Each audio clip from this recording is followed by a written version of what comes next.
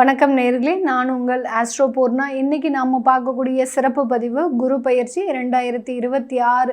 2026ஆம் ஆண்டில் குரு பகவான் ஜூன் மாதம் 2ஆம் தேதி மிதுன ராசியிலிருந்து கடக ராசிக்கு உச்சம் பெற போகிறார். இந்த உச்சம் பெறக்கூடிய இந்த குரு பகவான் ஒரு வருட காலகட்டத்திற்கு 25ஆம் தேதி ஜூன் மாதம் 2027 வரைக்கும் அந்த உச்சம் பெறக்கூடிய ஒரு கால சூழ்நிலைகள். இந்த ஒரு வருடத்திற்குள்ள குரு அதிசாரம் அடைவார், வக்ரம் அடைவார், மீண்டும் ஒரு இயல்பு நிலைக்கு வருவார். இந்த மாதிரியான சில மாற்றங்களும் இருக்கும். இந்த குரு பகவானின் உச்ச சூழ்நிலை என்னென்ன ஒரு மாற்றங்களை ஒவ்வொரு ராசி என்பர்களுக்கும் கொடுக்க போகுது அப்படின்றத பார்த்துட்டு வந்துட்டு இருக்கோம். அதனுடைய வரிசையில் இன்னைக்கு நாம் பார்க்கக்கூடிய ராசி என்பர்கள் தனுசு ராசி என்பர்கள். தனுசு ராசிக்கு அதிபதியே அந்த குரு பகவான் தான். இந்த ராசிக்கு 8ஆம் இடத்துல குரு பகவான் உச்சமடைகிறார். இது ஒரு நெகட்டிவான ஒரு விஷயம்தான். எந்தெந்த இடத்துல உங்களுக்கு ரொம்ப கேர்ஃபுல்லாக இருக்கணும் அப்படின்றத நம்ம இந்த பதிவில் தெளிவாக பார்க்கலாம். இந்த சேனலில் முதல் முறையாக பார்க்குறீங்க அப்படின்னா சப்ஸ்கிரைப் பண்ணிக்கோங்க. பெல் பட்டனில் ஆல் ஆப்ஷன் சூஸ் பண்ணிக்கோங்க. தனுசு ராசி அன்பர்கள் எப்போதுமே பார்த்திங்கன்னா ரொம்ப விளையாட்டுத்தனமாக சில ரிஸ்கெல்லாம் எடுக்கக்கூடிய ஒரு அன்பர்கள் இந்த தனுசு ராசி அன்பர்கள். ஏன்னா இவர்களுக்கு எதையுமே செய்ய முடியாது அப்படின்ற மாதிரியான நெகட்டிவான ஒரு அமைப்பு அப்படின்றது கிடையாது. எப்போதுமே பாசிட்டிவாக இருக்கக்கூடியவர்கள், நேர்மறையான எண்ணங்கள் அதிகப்படியாக இருக்கும். அதனால் ஒரு விளையாட்டு போக்கோட சில அதிகப்படியான ரிஸ்க் யாராலெல்லாம் செய்ய முடியாது அப்படின்னு சில ஒதுக்கின வேலையெல்லாம் செய்யக்கூடியவர்கள் இந்த தனுசு ராசி என்பர்கள். இந்த தனுசு ராசி என்பர்கள் ஐடி சாஃப்ட்வேர் இண்டஸ்ட்ரீஸில் இருக்கக்கூடியவர்கள் பார்த்திங்கன்னா அதிகப்படியாக ரஃப்பான ஒரு டாஸ்க் எல்லாம் பார்த்திங்கன்னா இவங்களுக்கு தான் கொடுப்பாங்க. இந்த ராசி என்பர்களுக்கு தான் அதிகப்படியாக இருக்கும். ஏன்னா இவங்க தான் அதை ரொம்ப எளிதாக ஒரு நேர்மையோடு ரொம்ப விரைவாக செய்து முடிக்கக்கூடியவர்கள். மற்றவர்கள்கிட்டலாம் கொடுத்தோன்னா அந்த ப்ராஜெக்டை இழுத்தடிச்சுக்கிட்டே இருப்பாங்க. ஆனால் இந்த தனுசு ராசி என்பர்கள்கிட்ட ஒரு வேலையை கொடுத்தாச்சு அப்படின்னா அதை எவ்வளவுக்கு எவ்வளவு துரிதமாக செய்ய முடியும், அதே மாதிரி கரெக்டாக செய்ய முடியும். அதுதான் அங்கே இருக்கக்கூடிய ஒரு விஷயம்.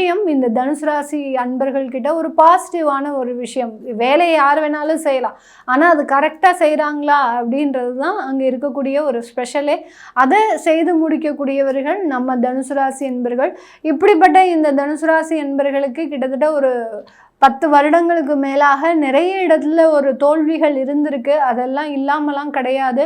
ஆனால் அந்த தோல்விகளையும் தடைகளையும் தாண்டி வந்த இந்த தனுசு ராசி என்பர்களுக்கு கடந்த ஒரு 1.5 வருடங்களுக்கு மேலாக சில பாசிட்டிவான விஷயங்கள் நடந்திருக்கும். வேலை இல்லாதவர்களுக்கு வேலை வாய்ப்பு, உடல்நலனில் மிகப்பெரிய அளவுக்கு பிரச்சனைகள், திடீர்னு இருந்தாப்புல விபத்து ஆகிப்போச்சு, ஒரு 3 மாதம் 6 மாத காலத்திற்கு வேலைக்கு போக முடியாத ஒரு சூழ்நிலை, அது எல்லாத்தையும் கடந்து வந்து இப்போ நான் வேலைக்கு போயிட்டுருக்கேன், இப்போ ஒரு காசு சம்பாதிச்சுட்டு இருக்கிறேன், இன்னைக்கு நேரத்துக்கு பொருளாதார ரீதியாக குடும்பத்தில் எந்த பிரச்சனையும் இல்லை அப்படின்னு சொல்லிட்டு இருக்கக்கூடிய இந்த தனுசு ராசி என்பர்களுக்கு குரு பகவான் அப்படியே யூ-டர்ன் போட்டு உங்களுக்கு 8ஆம் இடத்துல வர்றார், உங்களுடைய ராசி அதிபதியே. அப்போது இந்த இடத்துல நீங்கள் என்ன செய்யணும்? ரொம்ப கவனமாக இருக்கணும். நிறைய ரிஸ்க்லாம் எடுக்கக்கூடாது. நான் முதலே சொன்ன மாதிரி சர்வசாதாரணமாக விளையாட்டு போக்காக சில ரிஸ்க்குகளை எடுக்கக்கூடிய இந்த தனுசு ராசி என்பர்கள் இந்த ஒரு வருடத்திற்கு இந்த ரிஸ்க் டேக்கிங்கை இருக்கக்கூடாது. ரிஸ்கெல்லாம் எடுக்கவே கூடாது.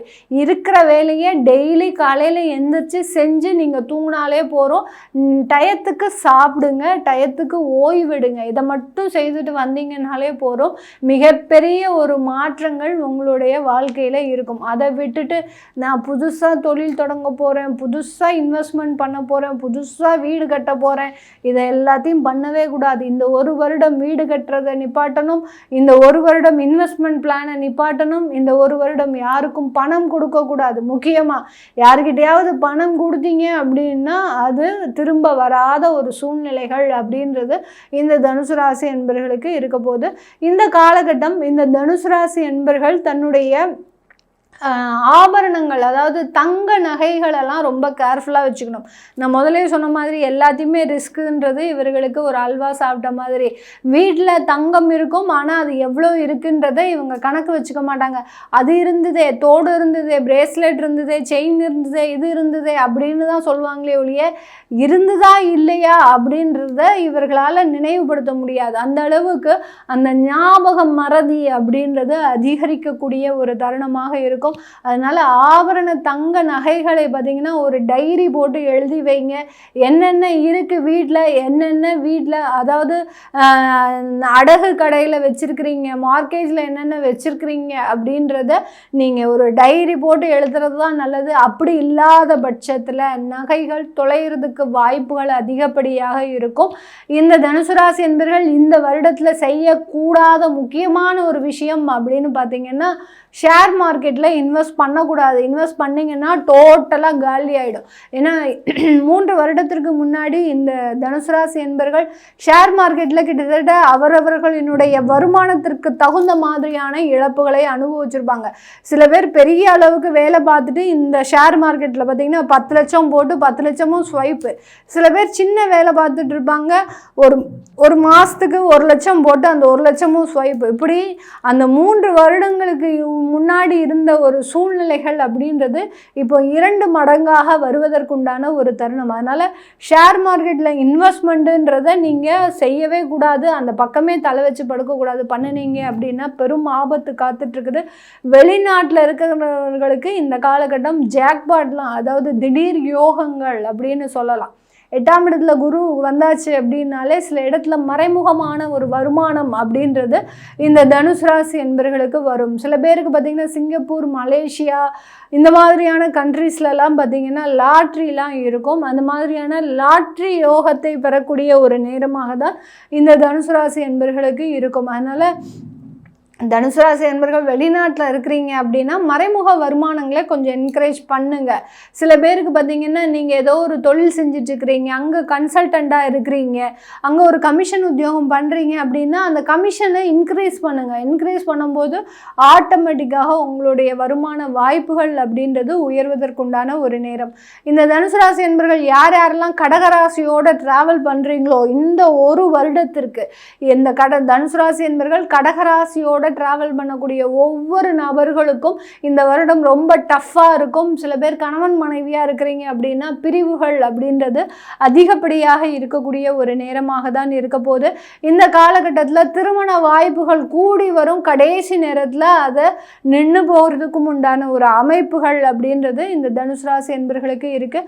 அம்மாவினுடைய உடல் நலனில் ரொம்ப கேர்ஃபுல்லாக இருக்கணும். அம்மாவினுடைய உடல் நலனில் அந்த ஏதாவது ஒரு தொந்தரவுகள் வருது அப்படின்னாலே அதற்குண்டான சில மருத்துவ ஆலோசனைகளை பெறது நல்லது. உங்களுக்குமே தனுசு ராசி அன்பர்களுக்குமே பார்த்திங்கன்னா கொழுப்பு சம்பந்தப்பட்ட, கொலஸ்ட்ரால் சம்பந்தப்பட்ட சில பிரச்சனைகள், ஒபிசிட்டி, உடல் பருமன், அடுத்து கேஸ்ட்ரிக் அலர்ஜி இது எல்லாமே வருவதற்குண்டான ஒரு நேரமாக இருக்கும். அதனால் ஜங்க் ஃபுட்டை மேக்ஸிமம் அவாய்ட் பண்ணுங்கள். அடுத்து பார்த்திங்கன்னா வெளியிடத்தில் போய் சாப்பிட்றது அப்படின்றது பெரிய அளவுக்கு தொந்தரவை கொடுக்கும். அடுத்து நான்வெஜ், அசைவ உணவுகளை மாதத்திற்கு 2 தடவை எடுத்துக்கோங்க தனுசு ராசி அன்பர்கள்.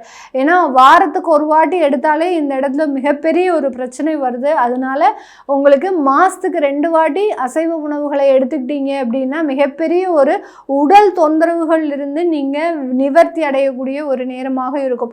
இந்த ராசியில் இருக்கக்கூடிய முதல் நட்சத்திர அன்பர்கள் மூலம் நட்சத்திர அன்பர்கள்.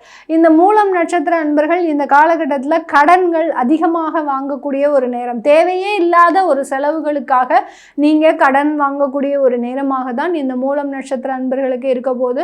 பூராடம் நட்சத்திர அன்பர்கள் ஒரு ஆடம்பர ஒரு வாழ்க்கையை வாழ்வதற்காக சில அனாவசிய செலவுகளை செய்யக்கூடிய ஒரு நேரம். நம்ம வீட்டில் புது கார் வாங்கி போடு, இன்னொன்று செகண்ட் ஹேண்டில் வாங்கி போடு, இந்த இடத்துல டிவியை மாற்று, இந்த இடத்துல ஒரு வீடை வாங்கு, இப்படின்னு அனாவசியம். ஏற்கனவே சொந்த வீடு வச்சுருப்பீங்க இந்த பூராடம் நட்சத்திர அன்பர்கள்.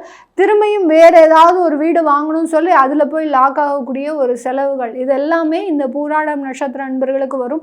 உத்திராடம் நட்சத்திர அன்பர்களுக்கு உங்களுடைய உயர் பதவிகளை தக்க வச்சு கொள்வது மிக முக்கியமான ஒரு வேலை. ஏன்னா உயர் பதவிகளுக்கு ஆபத்து அப்படின்றது இந்த தனுசு ராசி அன்பர்களுக்கு தான் இருக்குது. அதில் இந்த உத்திராடம் நட்சத்திர அன்பர்களுக்கு அதிகப்படியாக இருக்கக்கூடிய ஒரு நேரமாக இருக்குது. இது எல்லாமே நம்ம கோச்சார நிலவரப்படி பலன்களை கணிச்சு சொல்லியிருக்கிறோம். உங்களுடைய சுய ஜாதக திசாபுத்தி பலன்களை பார்க்கணும் விருப்பப்படுறவங்க கீழே இருக்கிற நம்பருக்கு வாட்ஸ்அப்பில் அப்பாயின்மெண்ட் வாங்கிட்டு நீங்கள் கன்சல்ட் பண்ணிக்கலாம். உங்களுடைய குழந்தைகளுக்கு ஜாதகம் எழுதணும், நியூமராலஜி படி பயிர் வைக்கணும்னு நினைக்கிறவங்களும் கீழே இருக்கிற நம்பருக்கு வாட்ஸ்அப்பில் மெசேஜ் அனுப்புங்க. அதற்குண்டான விவரங்கள் தெரிய வரும். உங்களிடமிருந்து விடைபெறுவது உங்கள் ஆஸ்ட்ரோ பூர்ணா. நன்றி, வணக்கம்.